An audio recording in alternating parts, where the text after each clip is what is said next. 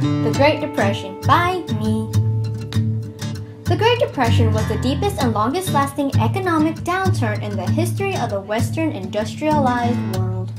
In the U.S., it began when the stock market crashed in October 1929. The market crashed because there were low wages, the proliferation of debt, a struggling agricultural sector, and excess of large bank loans that couldn't be paid back.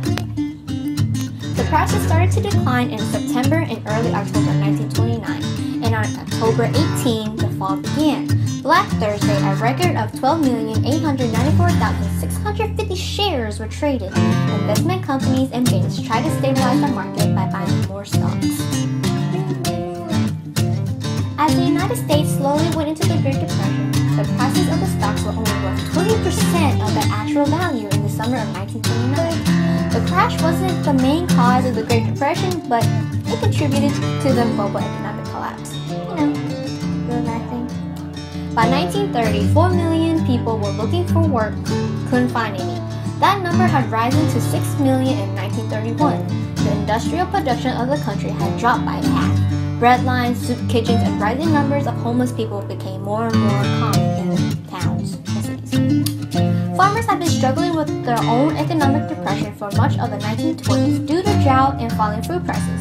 They couldn't afford to harvest their crops and were forced to leave them rotting in the fields while people else were starving. In the book, the Cunninghams were one of the farmers that are struggling through the Great Depression. The situation of poor farmers during the Great Depression is represented by the Cunninghams in the book, who have no money to pay a lawyer but pay with produce like hickory nuts and turnip greens. In the text, it states that Cunninghams are country folks, farmers, and the crash hit them hardest. They didn't have any money due to the fact that they couldn't sell their crops because people didn't have enough money to buy them. Atticus also revealed that the crash hit them the hardest. He was referring to the Cunninghams, but he was also talking about the farmers.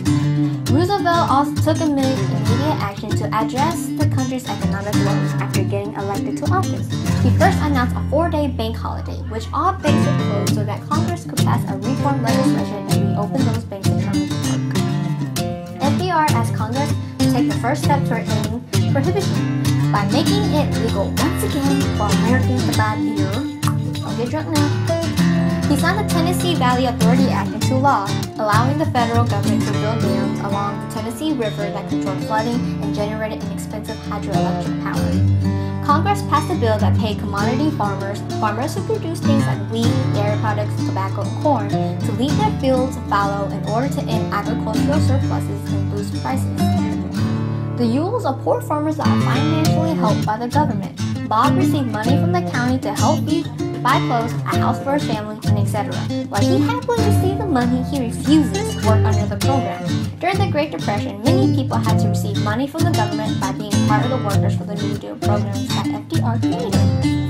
In the book, money is rarely mentioned. The only time was when Jim bought Scout the baton, which he later used to wreck Mrs. Dubow's flowers. Everyone's preferred transportation is walking. The book hasn't mentioned that the children own a bike or own an abundance of toys. Atticus doesn't use his car, and it seems their neighbors doesn't own any vehicles. Poor them. Yay! End of the Great Depression! Hallelujah. World War II started the beginning of the end of the Great Depression. The production of the materials needed for the war helped make money for the nation.